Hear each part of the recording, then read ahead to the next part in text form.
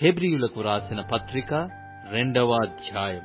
కావున మనము వినిన సంగతులను విడిచిపెట్టి కొట్టుకొని పోకుండునట్లు వాటి యందు మరి విశేష జాగ్రత్త కలిగియుండవలెను.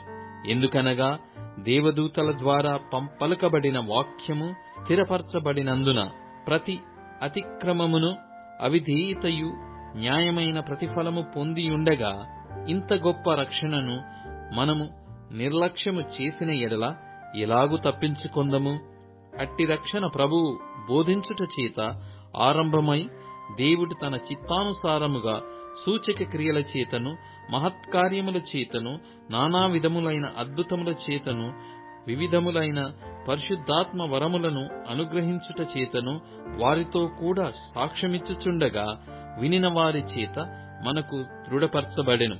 మనము మాటలాడుచున్న ఆ రాబోవు లోకమును ఆయన దూతలకు లోపరచలేదు. అయితే ఒకడు ఒక చోట ఇలాగున దృఢముగా సాక్ష్యమిచ్చుచున్నాడు: నీవు మనుష్యుని జ్ఞాపకము చేసుకొనుటకు వాడేపాటివాడు?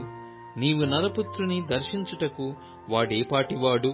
నీవు దేవదూతల కంటే వానిని కొంచెము తక్కువగా వానిగా చేసితివి. మహిమా ప్రభావములతో వానికి కిరీటము ధరింపచేసితివి. నీ చేతి పనుల మీద వానికధికారము అనుగ్రహించితివి. వాని పాదముల క్రింద సమస్తమును ఉంచితివి. ఆయన సమస్తమును వానికి లోపరచినప్పుడు వానికి లోపరచకుండా దేనిని విడిచిపెట్టలేదు.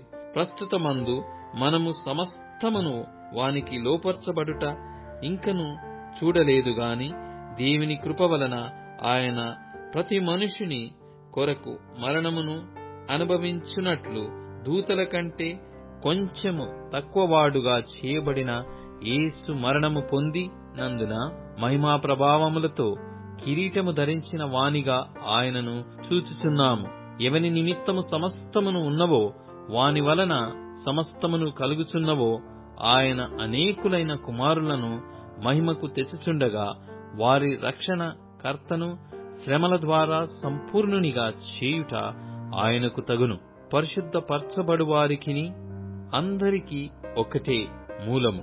ఈ హేతువు చేతను వారిని సహోదరులని పిలుచుటకు ఆయన సిగ్గుపడక, నీ నామమును నా సహోదరులకు ప్రచురపరుతును, సమాజము మధ్య నీ కీర్తిని గానము చేతును అనెను. మరియు నేనాయనను నమ్ముకొని యుందును అనియు, ఇదిగో నేనును దేవుడు నాకిచ్చిన పిల్లలును అనియు చెప్పుచున్నాడు.